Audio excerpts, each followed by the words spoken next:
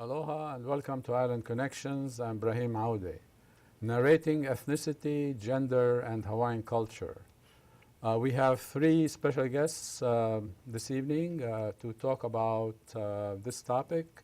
Davianna McGregor, Professor of Ethnic Studies, Tengan, Associate Professor of Ethnic Studies and Anthropology, and John Okamura, Professor of Ethnic Studies. Thank you for coming. And why we're talking about narrating ethnicity, gender, and Hawaiian culture, because that's what we do, one thing, and also because you have written, each of you, a book about one issue or another of that title. And so, not in any particular order, Jonathan Okamura, Ethnicity and Inequality in Hawaii. So this is the book, 2008, right?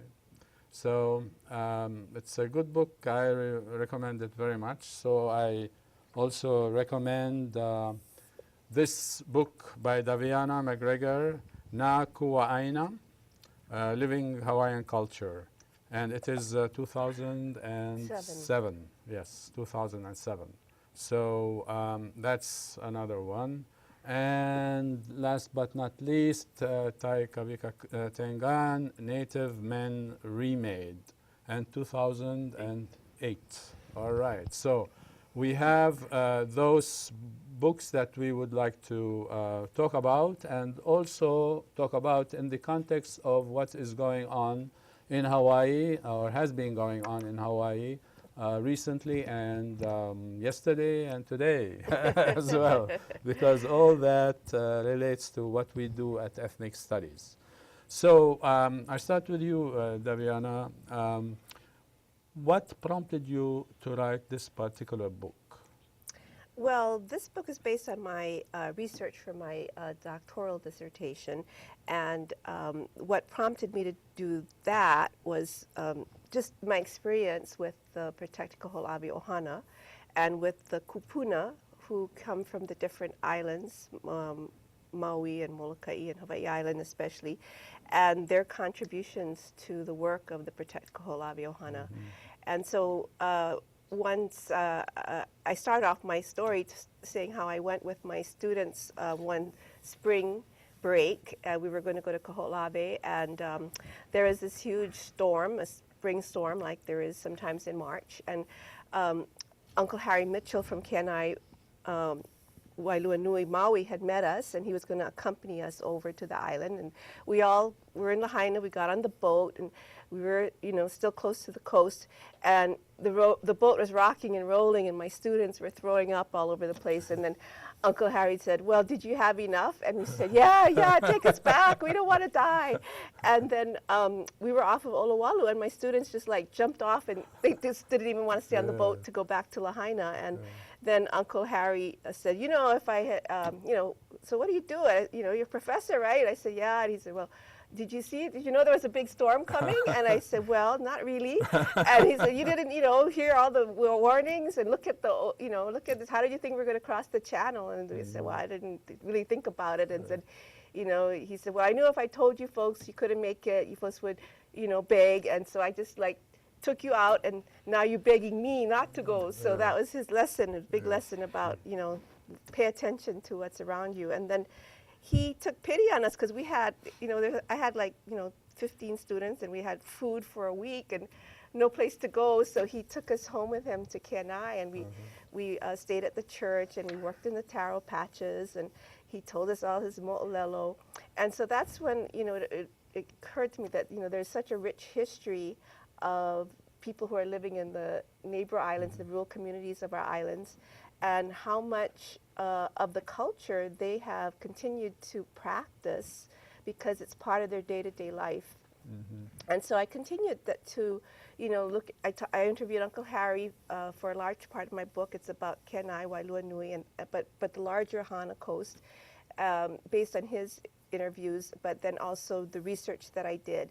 And then I was also involved in Molokai, so I had been asked by people on Molokai to come with colleagues of mine from School of Social Work and Urban Regional Planning to help them document subsistence activities on Molokaʻi, because they were afraid that with the changeover from agriculture to resort development, that eventually the subsistence resources were going to disappear. And so we devised a way to document, the extent to which subsistence is practiced on Molokaʻi, and so I included that in this book along with oral histories of the island.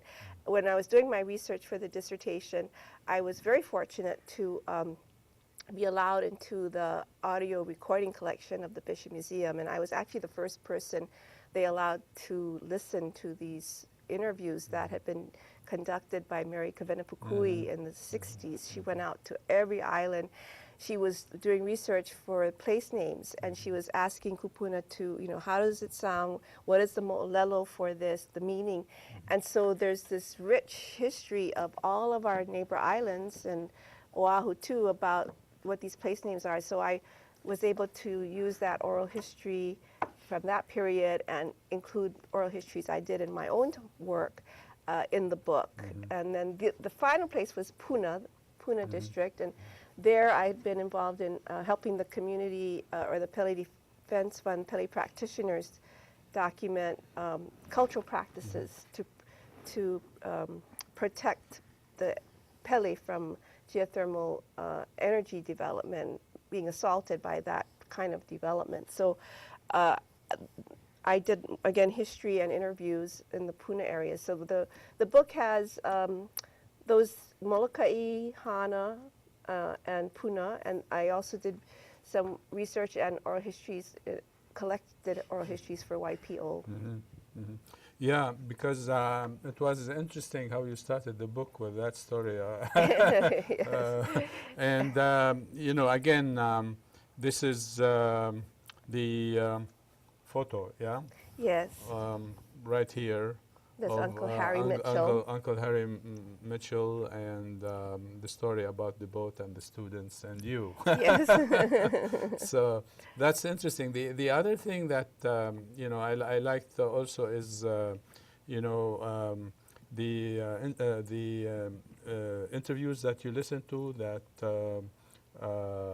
Mary Kavenapukui did, yes. Yeah, these were very interesting, and you include also a number of photos here. Yes. And one of them is the family that Mary she interviewed.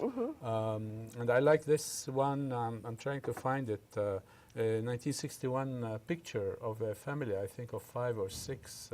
That was really interesting, and it reminded me, as I was looking at it, it reminded me about doing that kind of research among other native peoples, where you have this kind of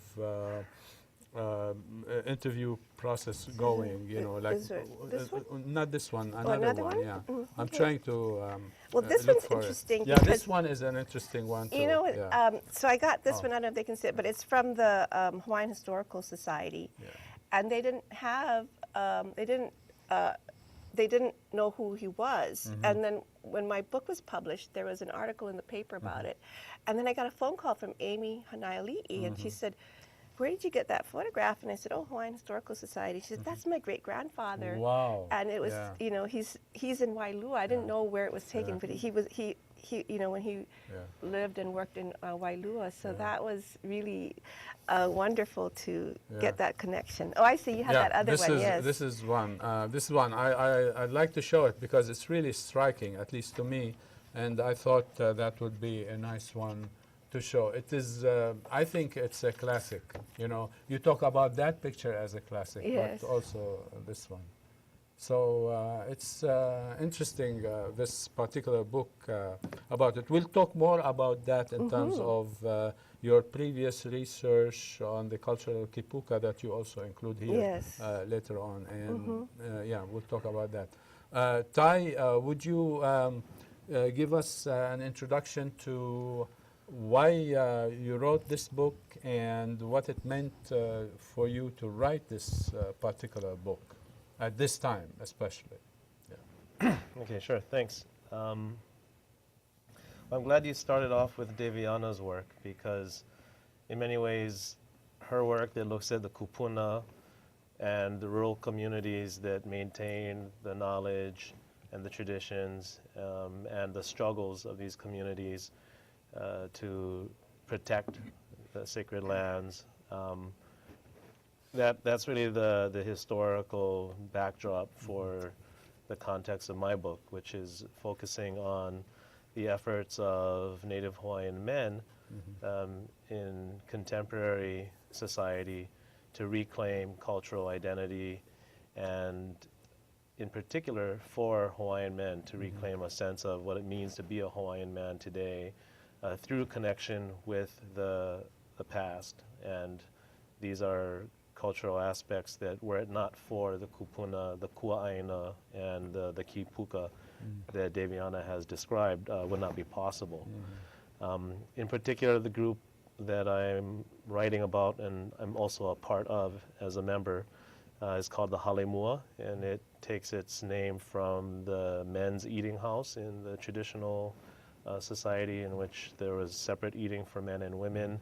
And in the men's house, not only were the meals taken amongst the men in the community and in the family, but also the family gods and deities were also fed at the same time. So in many ways it was also a domestic temple, a place of worship.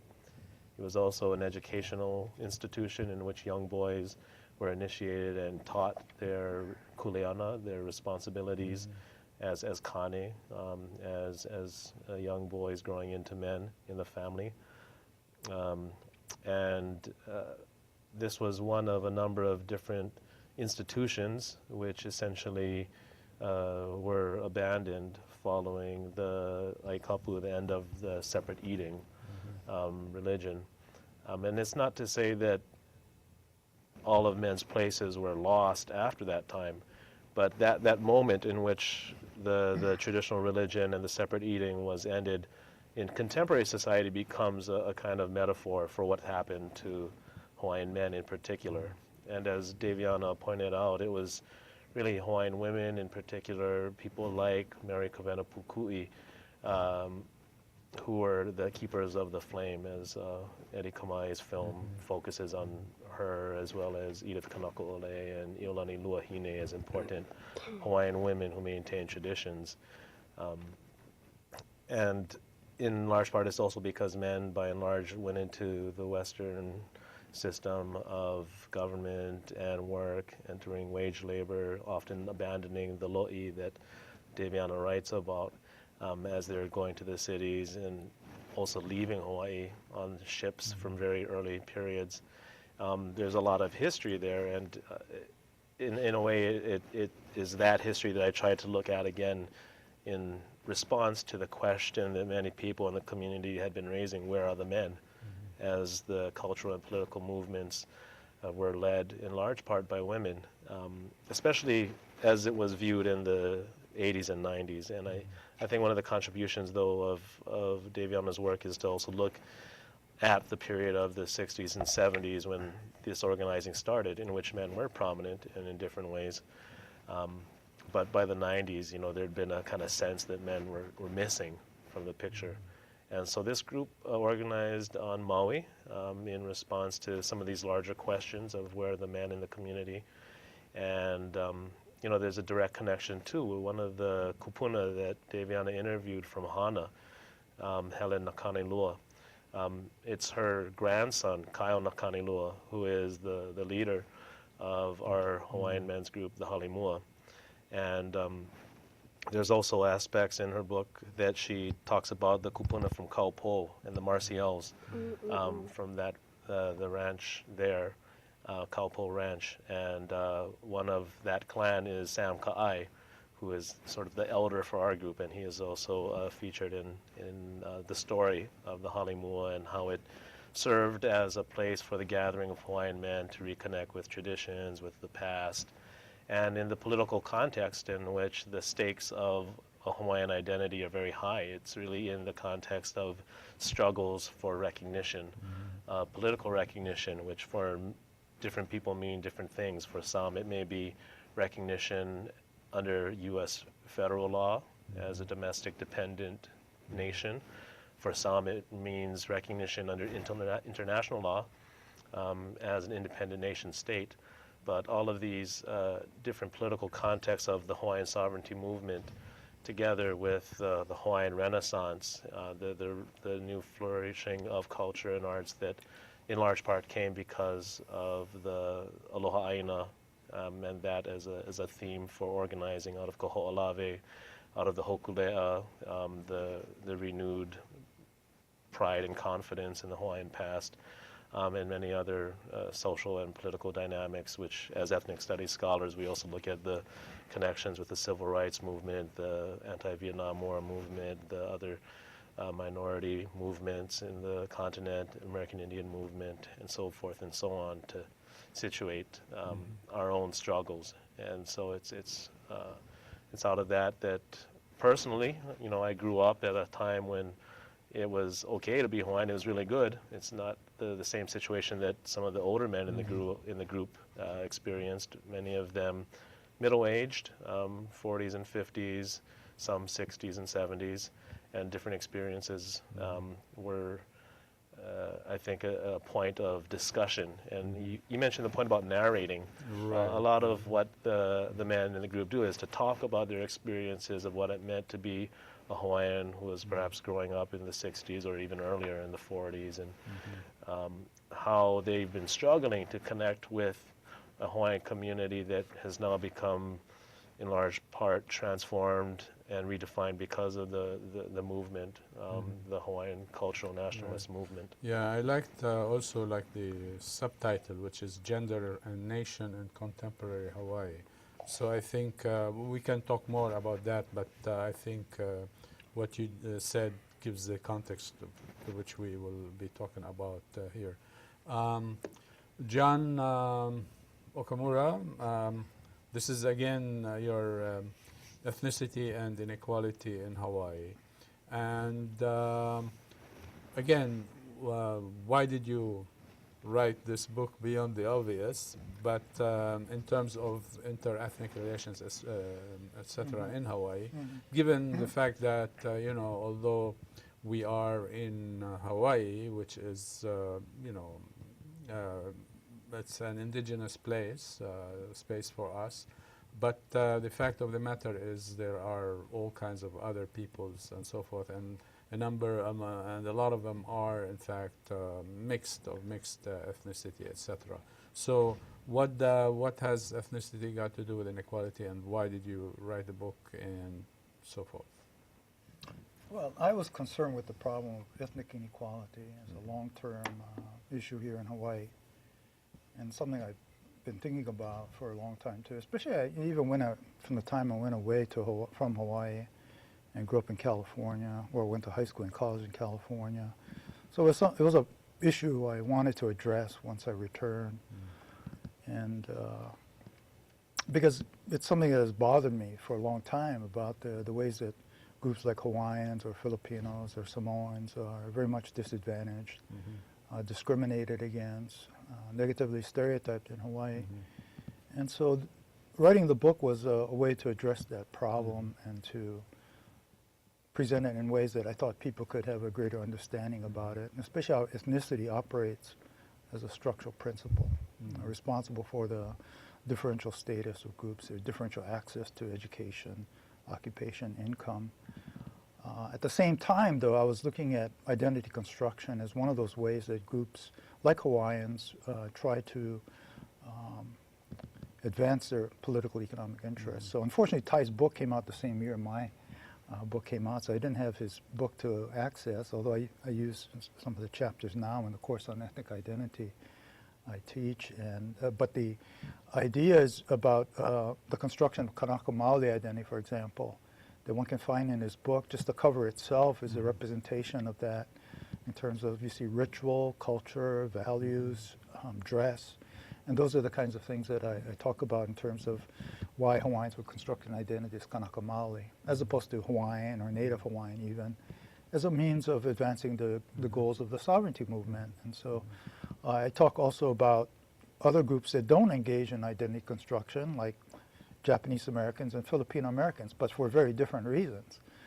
Japanese Americans don't have to, like Chinese Americans and to some extent Haoles in Hawaii, because of the high socioeconomic political status they already hold.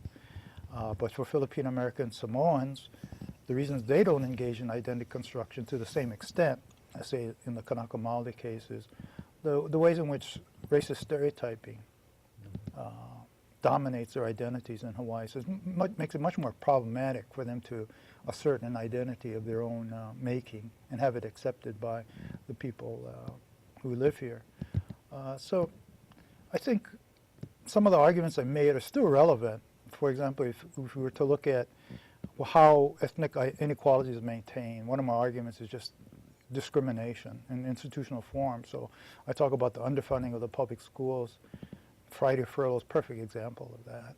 You know, how that came about because of our dependence on tourism, which is another means for maintaining inequality here, and the less tax revenues, less appropriations available for funding the public schools, to the point where the schools were closed for 17 days last year, or at the university here, raising tuition, recruiting out-of-state students because of the higher tuition they pay. All of these come back to our dependence on tourism, and that's one of the major factors for the ethnic inequality and its persistence we have.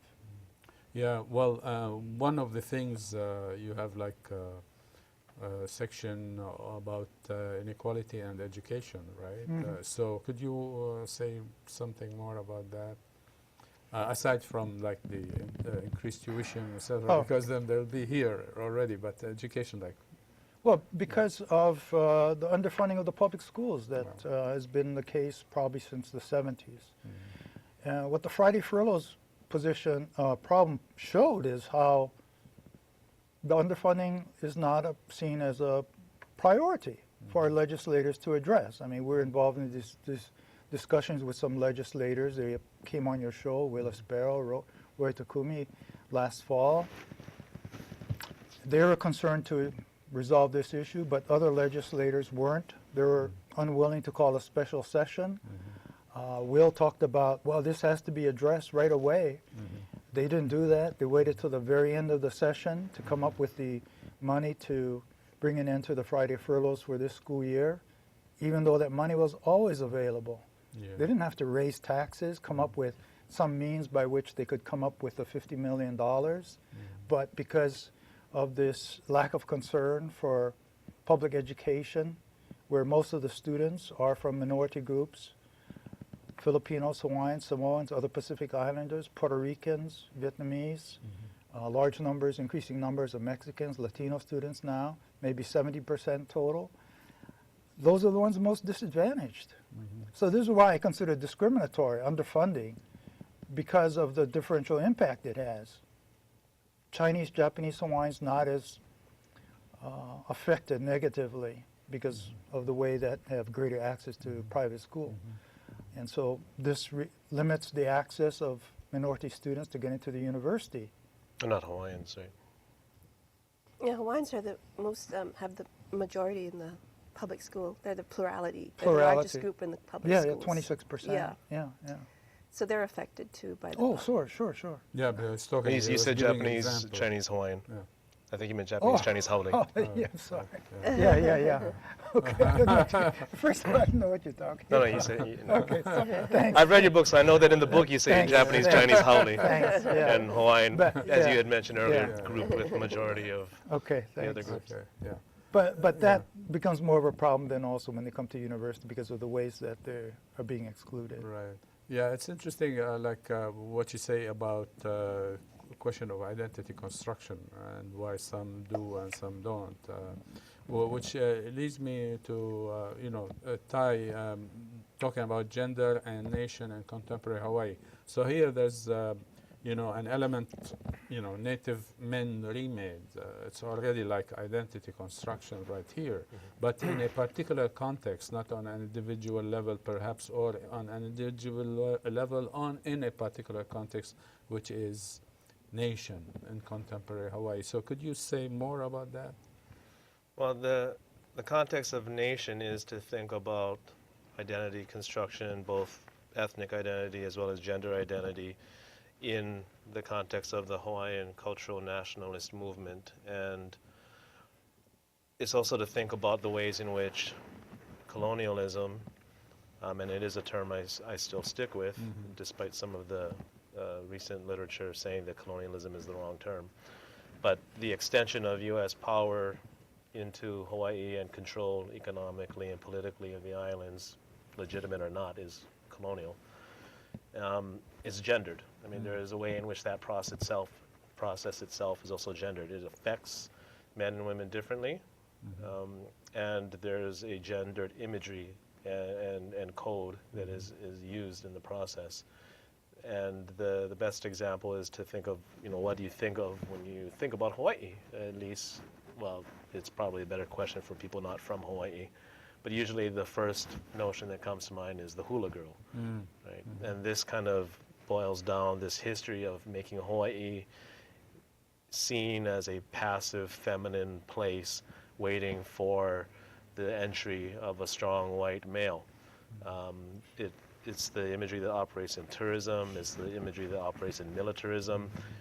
It was the image that was used on Statehood Day when the Honolulu Advertiser ran its front cartoon. There's a picture of Uncle Sam standing aboard the U.S. ship of state welcoming on a hula girl that's Hawaii, and some sailor on the side blowing his trumpet.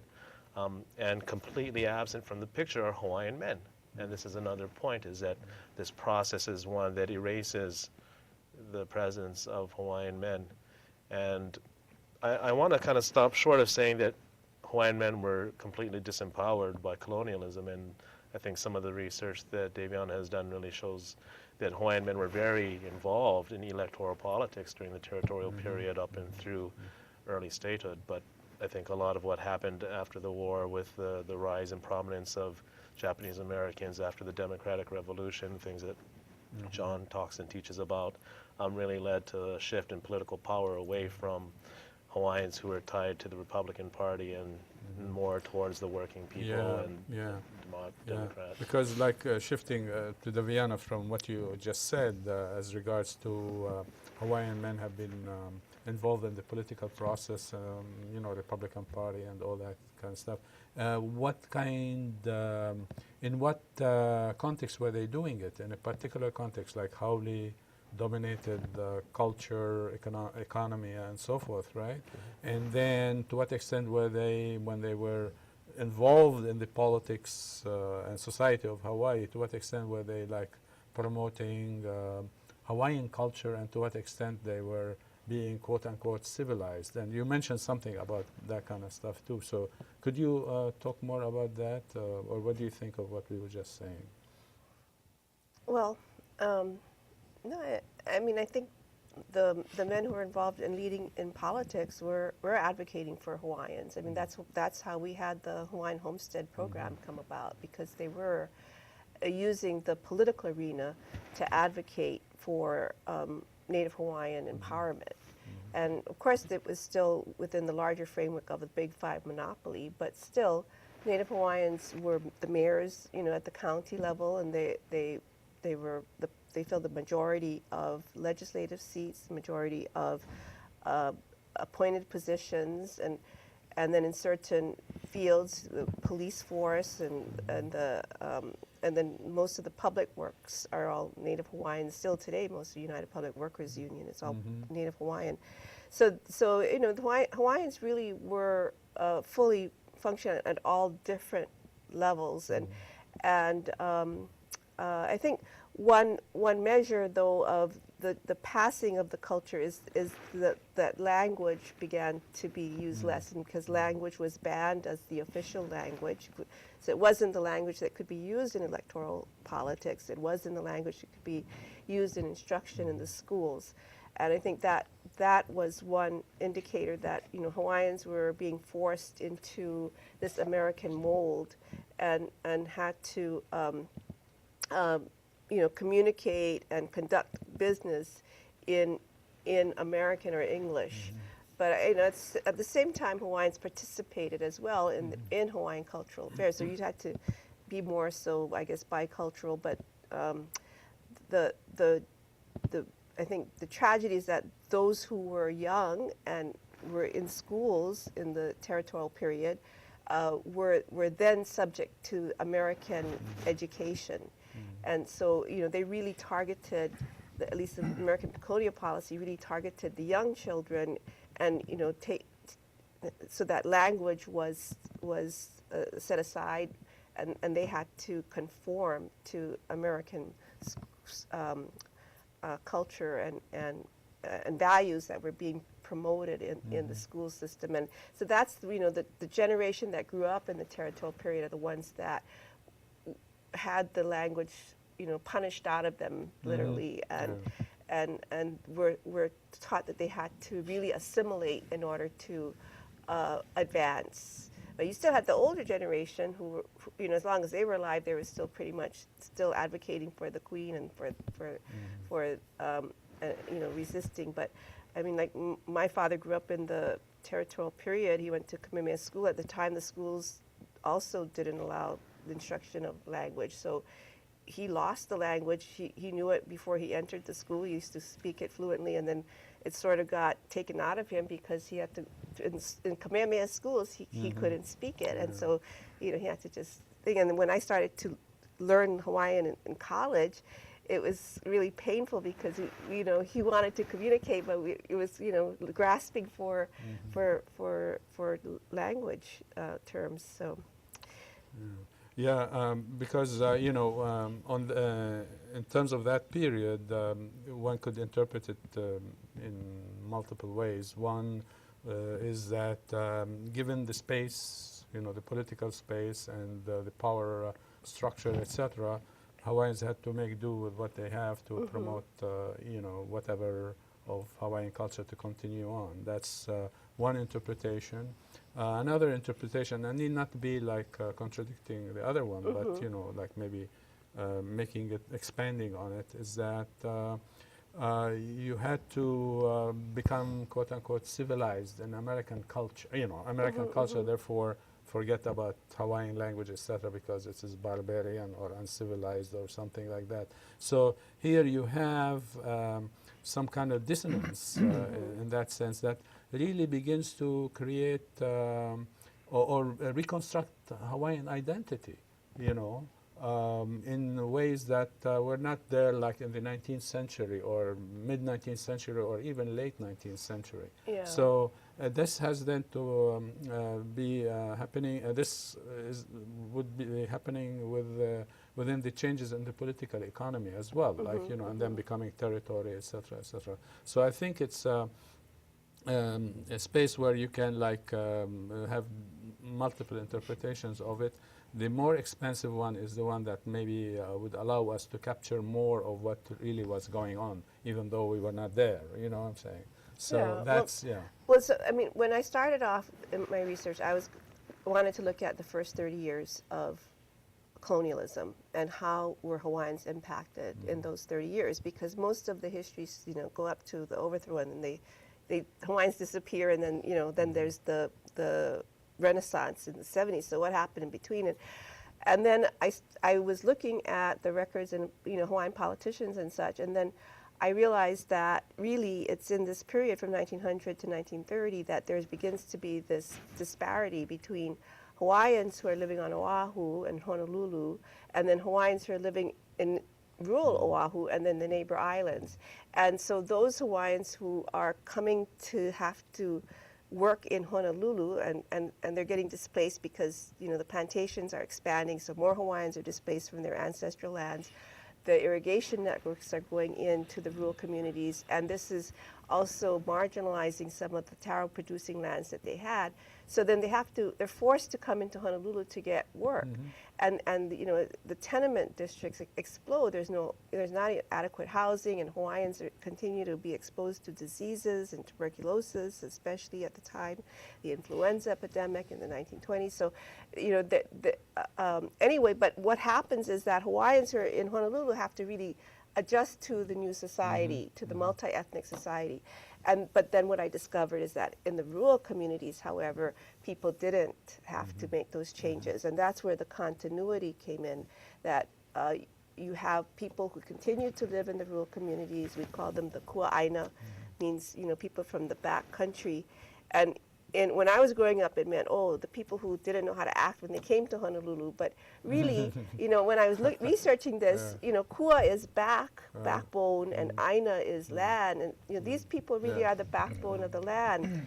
And maybe it wasn't overt or resistance, but really by withdrawing from participation in the market economy and the politics, that was a form of resistance, resistance to just continue to be Hawaiian and not have to, conform to the life that people had to accept, and they came to Honolulu. Yeah, and just one quick thing about the Kua'aina, like the word gets corrupted and becomes Kua'aina, which is very interesting in terms of a derogatory term, etc. So it is like, in a sense, kind of there's a recapturing of the term and in terms of that. So this one is also about the real Hawaiian culture, like living Hawaiian culture in terms of the culture of kipuka that provided for that continuity.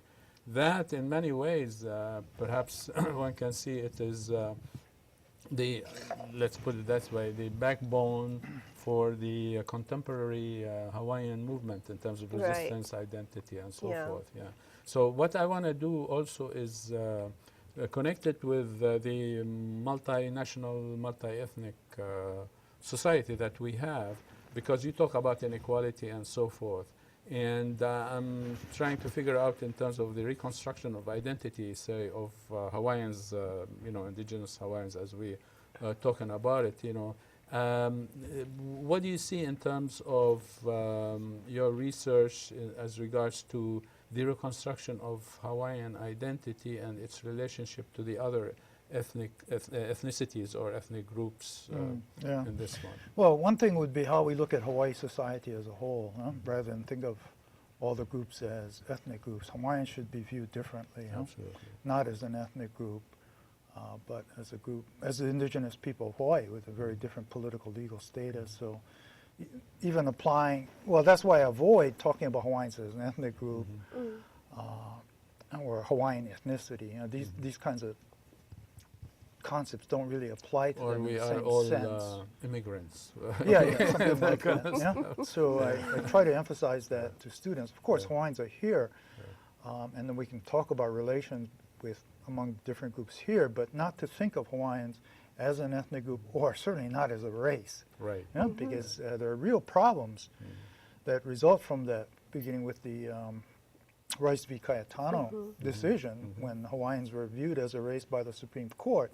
Therefore, all the laws that ban discrimination can be applied to them, like the 15th Amendment. 15th Amendment. Well, just the they didn't apply the not to the 14th. Not the 14th Amendment. Just the 15th. Only the 15th. As opposed relating to elections. As opposed to if they're seen not as a race, then of course federal laws banning racial discrimination cannot apply. So these are one of the reasons why we should look upon Hawaiians as very different in terms of that status, not as another ethnic group here. Yeah, because that's why I insist on the term, and I use it multi-ethnic, multinational. That's very important to me, at least. Because Hawaiians are not like an immigrant group or an ethnic group, etc. Although nations can have like ethnic groups among them, but that's another story. I don't think at this point, at least, applies to the indigenous population. And that's why it's important, like in terms of ties, subheading, gender and nation in contemporary Hawaii. I think it's very critical for us to understand what all that means, given the construction and reconstruction of identities all over the place. I mean, one thing, like when you said, like some people are not constructing their identity or reconstructing their identity, perhaps they are, but in different ways. I mean, that's why. So if you want to say more about that.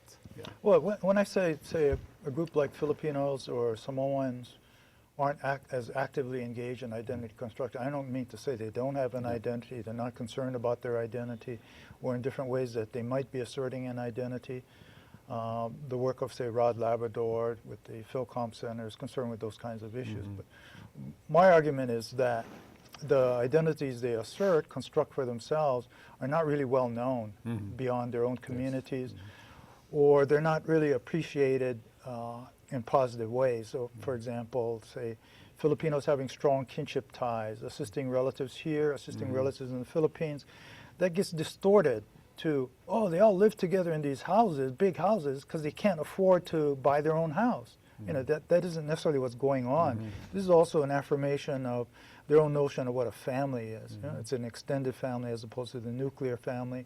People maintain these ties with relatives, feel this obligation to assist relatives back home in the Philippines. And I think the same thing goes on with Samoans also, a sense of kinship ties that extend beyond the nuclear family. So these kinds of values, traditions, practices that they maintain here are not necessarily seen as an assertion of their own views about themselves as a people, and therefore it's much more difficult. But beyond that, it's the stereotyping too, because it's so pervasive for particularly those two groups that really limits what they can do in terms of identity construction and have how they view themselves accepted.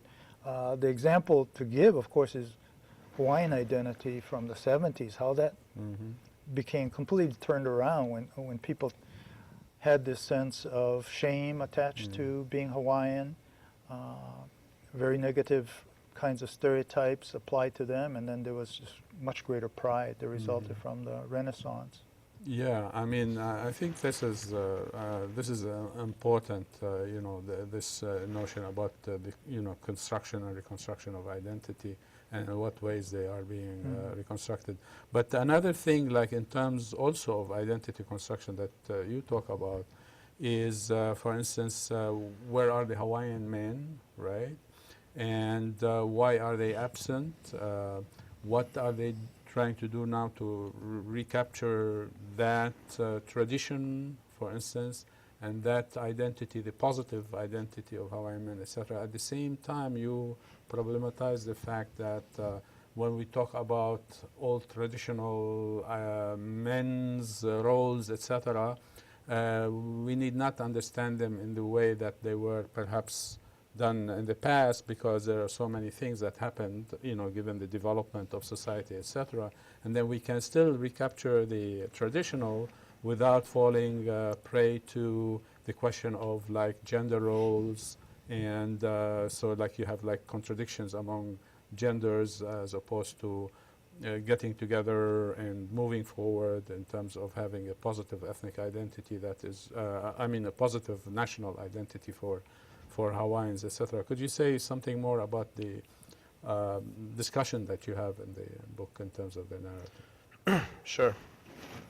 Well, one of the things that John points to in his book, which I'm also getting at with your point, is that any construction of identity is in many ways a selective process. It's not kind of going back and finding the pure identity and then claiming it. It's always a matter of understanding the past in the context of the present and drawing from certain aspects to create an identity and in response to the conditions of what's happening today. So one of the things that I try to kind of caution in the reconstruction, the remaking of Hawaiian masculinity and Hawaiian male identity is that we don't see these certain models and images in recordings of past traditions as set in stone, right? Especially because of some of the problems with the ways in which we know the past and understand it. And so one example I give is the discussion of the historian Samuel Kamakau, whose writings were translated in a number of different iterations, starting in the 60s and going up until the present. His collection, Ruling Chiefs, is actually a compilation of different translations that were done partially. When he was writing in the 1860s, had a column in a number of different newspapers, and these columns were then taken out. There were historical accounts as well as cultural. But when they were translated, they were reordered. Certain parts were not translated. Certain parts were cut and pasted together. And, it's then saying, if you don't know that history, you don't understand how partial these texts that we have today really are. You really need to go back to the original, and that was, I think, a major contribution of the Hawaiian Renaissance, the reconnection with the language, and then scholars picking up those tools of the language, and especially Noe Silva in the work that she did with looking at the anti-annexation petitions. Yeah. But going back to the point that I bring up in the book is that in one account, you have him talking about a sexual division of labor, right? Men working outside with the hard work, and women inside often doing the kapa and other things. But he notes even there's variance. Like in certain islands, women were outside, and he's not a big fan of that. He's Hawaii Maui people making a woman work. There's something wrong here. And then there's a discussion of the kapa, the bark cloth that was pounded primarily by women to make the clothes and other articles of material. And in the English version, maybe I better look at this so I quote it correctly. There's a discussion of the fact that I think it goes along the lines of those who were unmanly were also kapa makers. I don't want to be misquoting That's something the translation, though. Okay, here it is. So he notes that, and this is a quote from Ruling Chiefs, the book, "Men who were disinclined to follow manly pursuits were taught to be experts in making loincloths and women's skirts, and were called dyers and printers of ehu." But the Hawaiian text, which isn't produced in English, but you need to go back to the original to find, it says, "O na kane noho I ke kahi po'e loea ma ke ano hana malo a me ka pa'u wahine. He po'e hapa no na'e ka po'e ia o ia mai ia au au. Ua kapa ia lako o ka po'e ho'olu'u a ka palapala ehu." A more literal translation of this would be, "The men, in fact, were also some of the people expert in the making of loincloths and women's skirts. The people trained as such were a minority, however. They were called the dyers and printers of ehu." So nowhere in there does it say that they were unmanly. Right.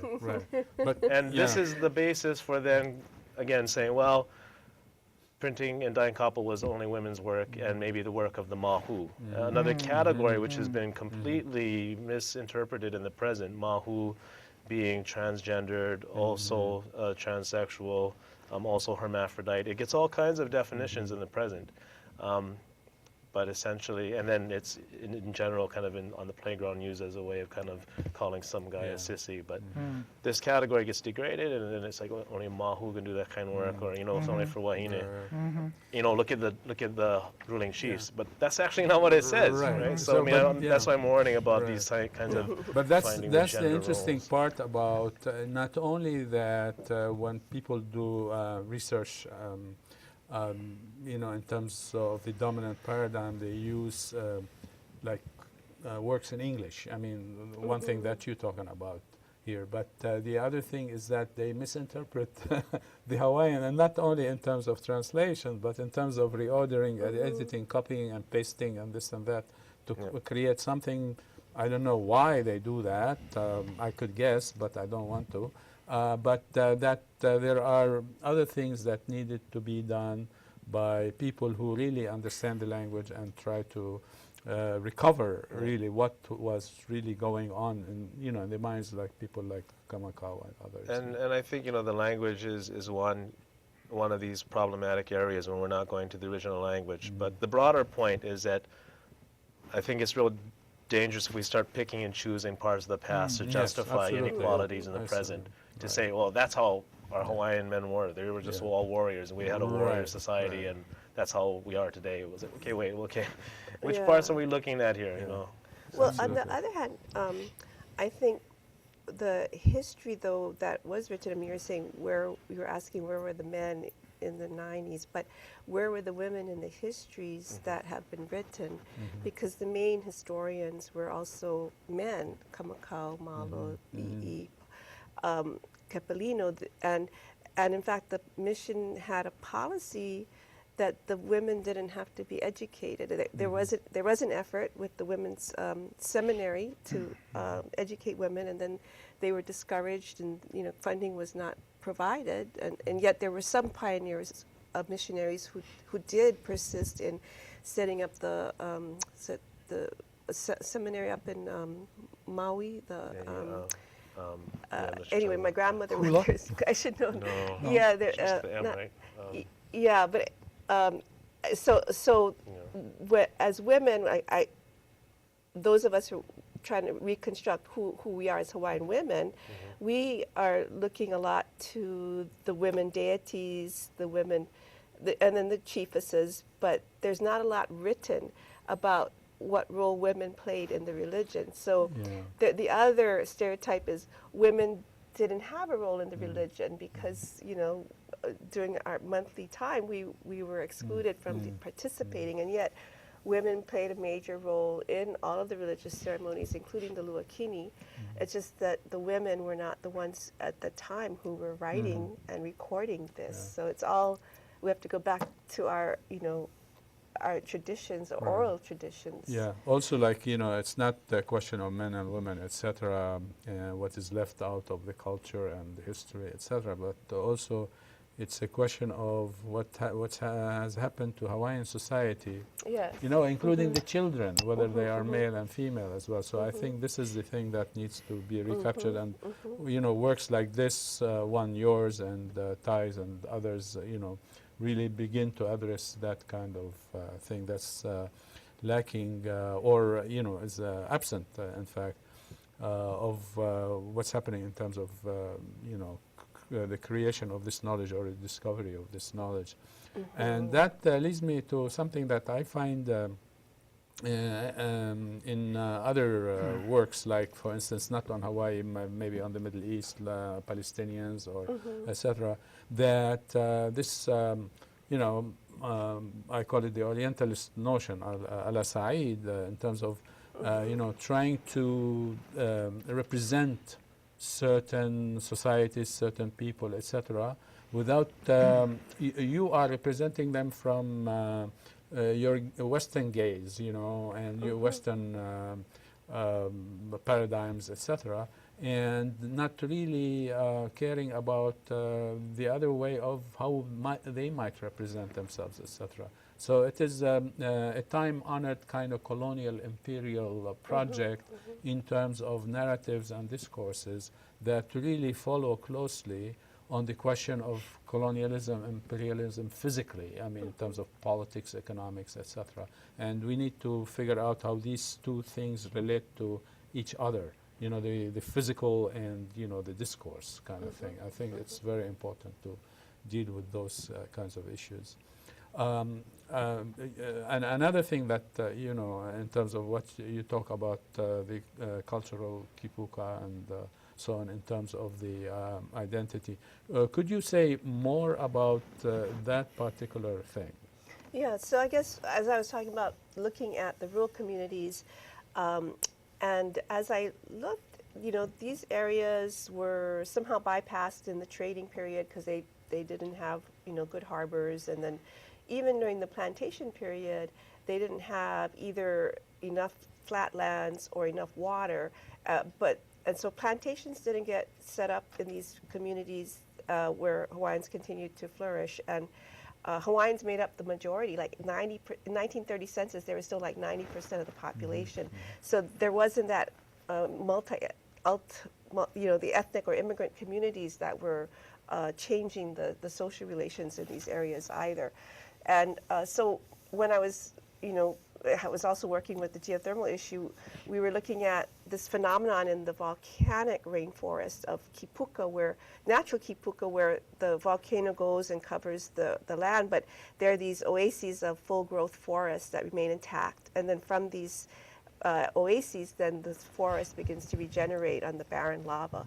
And so these communities to me were like these kipuka, but for our culture, and so you have these oases, these rural communities the Hana district, the island of Molokai, the island of Ni'ihau, the Waipio Valley, Puna area, where, and on little fishing villages along the Kona coast, South Kona area too, where being bypassed by these major political and economic changes that the culture still was practiced. And it wasn't sacrificed because people didn't have all the amenities that people had in, you know, in Honolulu. I mean, some of these communities still don't have running water. You know, they're on the catchment system and they're off the grid. They have generators, and so, you know, they sacrificed because they wanted to continue to live close to the land. And it was the indigenous knowledge that enabled them to be successful fishermen, successful farmers, so that they could survive in these communities. Yeah, you see, all that history is not played out, not taught, not known by people who are not there, you know, in those kinds of communities. So we still have like a few minutes, but I just want to, you know, ask John in terms of, okay, yesterday we had like an election, you know, so how would you look at what happened in terms of the election? Let's say in regards to expenditures on education, for instance, and how that might, that election relate to inter-ethnic relations, for instance, if you want to. Well, let me focus on why Iona was defeated. And I think it's clearly a rejection of what Linda Lingle did not do with the Friday furloughs, the schools and the furloughs that are still going on with state workers. I think people did not vote for Iona and Finnegan because they were very unhappy with what happened with the public schools being closed for those 17 days and this lack of attention being given to that problem. To some extent, I'm concerned also, though, with Abercrombie. You know, Abercrombie said it last night again about Hawaii. Our diversity defines us; it doesn't divide us. So words to that effect. I mean, you know, it's almost like a mantra he repeats all the time, including during the Obama campaign. So he's got to go beyond that kind of just expressions about how people get along so well with each other here, and talk about really addressing those problems. Having said that, politicians in Hawaii don't talk about ethnic inequality. It's not a problem that's on the radar screen. Just like race is not a problem. Racial inequality is not a problem for presidential candidates to address. But I hope they will do this perhaps indirectly through being more concerned about funding the public schools and the university itself. I hope we get away from this idea that the university should be increasingly more self-sufficient and rely on generating its own revenues through raising tuition or recruiting more out-of-state students. If that's going to be the case, then they should recognize how faculty do bring in external funding. Okay. Yeah, one last thing, because we ran out of time basically, is that the question of the Akaka bill, I think, is something that we need to watch, whether it's going to happen or not. Akaka himself said last night that he would do it this session, you know, before the new Congress comes.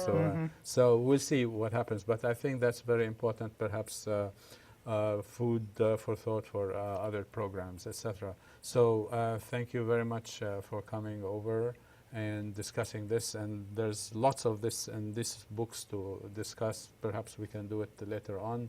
Thanks for our viewers, and we'll see you in December. Mahalo. Aloha.